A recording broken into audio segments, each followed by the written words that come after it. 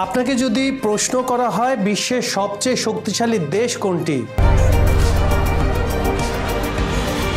কোন দেশ বিজ্ঞান, প্রযুক্তি, সামরিক শক্তি, অর্থনীতি সব ক্ষেত্রেই শীর্ষে রয়েছে, আর কোন দেশকে মানুষ সবচেয়ে বেশি গালি দিলেও তার ভিসার জন্য দিনরাত হাহাকার করে, দীর্ঘ লাইন পড়ে যায় ভিসা সেন্টারগুলোতে? উত্তর একটাই, মার্কিন যুক্তরাষ্ট্র, যাকে আমরা অনেকে আমেরিকা বলে থাকি। কিন্তু প্রশ্ন হলো, মাত্র 2 শতাব্দীর মধ্যে কিভাবে তারা বিশ্বের 1 নম্বর পরাশক্তি হয়ে উঠল? খবর সংযোগের বিহাইন্ড দ্য সিনে আপনাদের নিয়ে আজ আমরা তা খোঁজার চেষ্টা করব। চলুন তাহলে দেরি না করে চলে যাই আমেরিকায়। নাম্বার 1, জন্মের আগেই ধ্বংস। 1492 সাল ক্রিস্টোফার কলম্বাস নতুন এক মহাদেশে পা রাখলেন। এরপরে শুরু হলো ইউরোপীয়দের দখলদারিত্ব, নেটিভ আমেরিকানদের উপর নির্যাতন আর মহামারীর তাণ্ডব। কয়েক শতাব্দীর মধ্যে প্রায় বিলুপ্ত হয়ে গেল গোটা এক জাতি। 1607 সালে ব্রিটিশরা বসতি গড়ল ভার্জিনিয়ার জেমসটাউনে। তারপর জন্ম নিল 13টি উপনিবেশিক রাজ্য, যারা পরবর্তীতে বদলে দিল পৃথিবীর ইতিহাস। নাম্বার 2, স্বাধীনতার জন্ম। 1776 জর্জ ওয়াশিংটনের নেতৃত্বে ব্রিটেনের বিরুদ্ধে স্বাধীনতার ডাক। 1783 সালে প্যারিস শান্তি চুক্তির মাধ্যমে জন্ম নিল ইউনাইটেড স্টেট অফ আমেরিকা। কিন্তু এখানে শেষ নয়, তারা ধাপে ধাপে দখল করে নিল ইলিনয়, ফ্লোরিডা, হাওয়াই, টেক্সাস, এমনকি মেক্সিকোর অর্ধেক ভূখণ্ড। 1867 সালে মাত্র $7.2 বিলিয়ন আলাস্কা কিনে নিল রাশিয়ার কাছ থেকে। অর্থনীতি যত বড়, শক্তিও তত বড়। নাম্বার 3, বিশ্বযুদ্ধ আর সুপার পাওয়ার হয়ে ওঠার গল্প। প্রথম বিশ্বযুদ্ধ, যা 1914 থেকে 1918 সাল পর্যন্ত হয়ে থাকে, আমেরিকা শেষে এসে যোগ দিল সেই যুদ্ধে। সৈন্য হারালো কিন্তু নিজের ভূমি রক্ষা করলো, আর সেই সময় অর্থনীতি ছিল আগের চেয়েও শক্তিশালী। দ্বিতীয় বিশ্বযুদ্ধ সময়কালটা ছিল 1939 থেকে 1945। প্রথমে নিরপেক্ষ, কিন্তু যুদ্ধ বাণিজ্যের মাধ্যমে হাতে নিল ইউরোপের স্বর্ণভাণ্ডার। ব্রেটন উডস চুক্তির পর ডলার হলো বিশ্বের মুদ্রা। এভাবে শুরু হলো আমেরিকার আধিপত্যের গল্প, যা আজও টিকে রয়েছে। নাম্বার 4, ডলার, তেল আর বিশ্ব শাসন ব্যবস্থা। 1971 নিক্সনের নিক্সন শক। ডলার আর সোনার সংযোগ ছিন্ন। সবাই ভেবেছিল ডলার ধসে পড়বে, কিন্তু না। 1974 এই সালে সৌদি আরবের সাথে পেট্রো ডলার চুক্তি। তেল বাণিজ্যের একমাত্র মাধ্যম হলো মার্কিন ডলার। বিশ্ব অর্থনীতি বন্ধ হয়ে গেল ডলারের হাতে। নাম্বার 5, স্নায়ুযুদ্ধ, বিশ্বের মঞ্চের 2 নায়ক।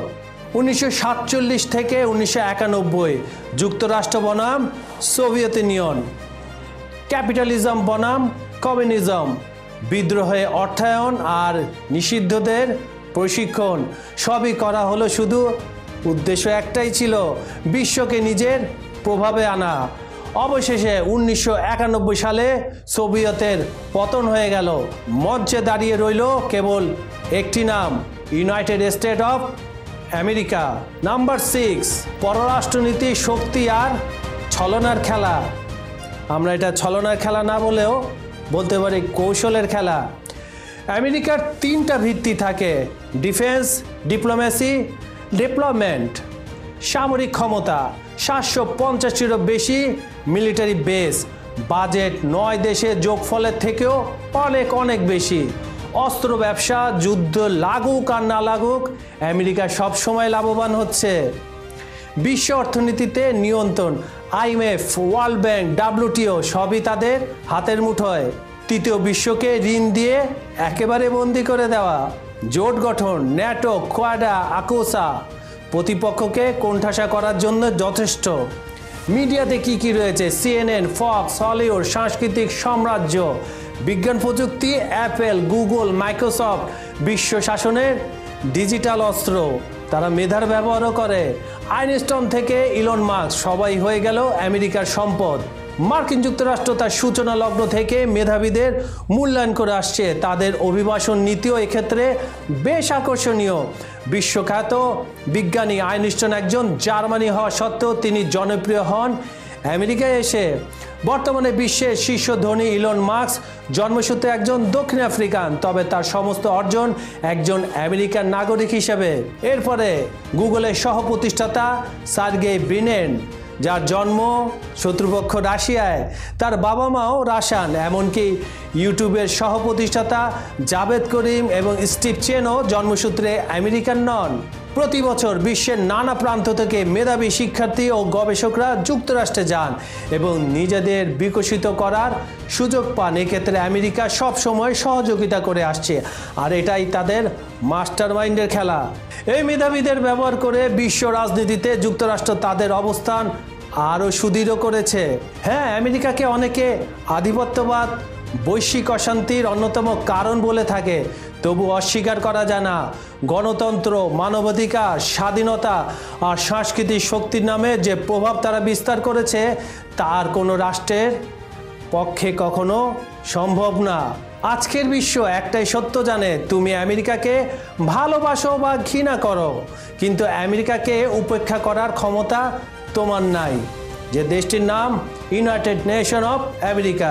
সুপ্রিয় দর্শক, মার্কিন যুক্তরাষ্ট্রকে নিয়ে আজকের এই অনুষ্ঠানটি আপনাদের কেমন লেগেছে আমাদেরকে কমেন্টে জানাবেন। আর আমাদের ভিডিওগুলো লাইক, কমেন্ট ও শেয়ার করতে ভুলবেন না, কিন্তু আমাদের চ্যানেলটি সাবস্ক্রাইব করে রাখুন। আজ এখানেই বিদায় নিচ্ছি, আবার দেখা হবে। ধন্যবাদ সবাইকে।